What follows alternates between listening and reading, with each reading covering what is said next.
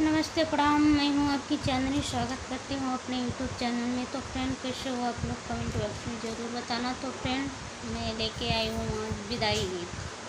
जब बेटी का विदाई होती है तो विदाई के समय गाया जाता है।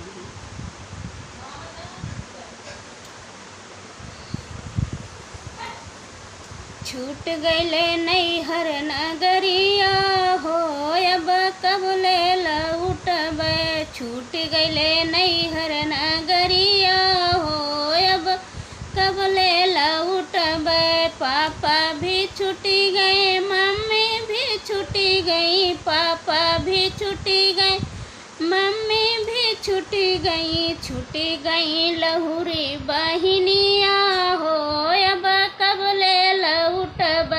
छुटी गई लहुरी बहिनिया हो, अब कब ले लौटब। छूट गई नैहर नगरिया हो, अब कब ले लौटब। छूट गईले नैहर नगरिया हो, अब कब ले लौटब। चाचा भी छुटी गए, चाची भी छुटी गई। चाचा भी छुटी गए, चाची भी छुटी गए लहुरा वीरनवा हो, अब कब ले लौटब। छुटी गए लहुरा वीरनवा हो, अब कब ले लौटब। छूट गईले नैहर नगरिया हो, अब कब ले लौटब।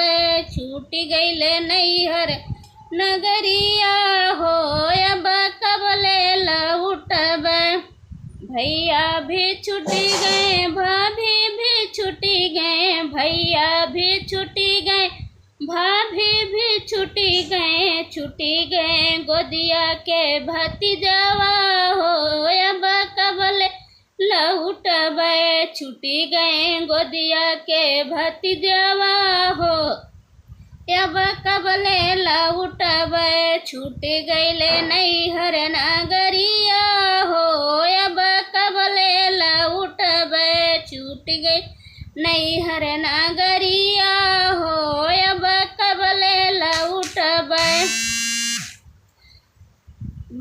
घरवा भी छूट गए, दुअरवा भी छूट गए। घरवा भी छूट गए, दुअरवा भी छूट गए बाबुल के अंगना हो, अब कब ले लौटब। छूट गईले बाबुल के अंगना हो, अब कब ले लौटब। छूट गईले नैहर नगरिया हो, अब कब ले लौटब।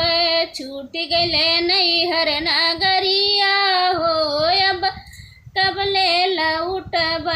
बागा भी छूट गए, बगीचा भी छूट गए। बागा भी छूट गए, बगीचा भी छूट गए। छूट गई संघवा के सखिया हो, अब कब ले लौटब। छूट गईले संघवा के सखिया हो, अब कब ले लौटब। छूट गईले नैहर नगरिया हो, अब कब ले लौटब। छूट गईले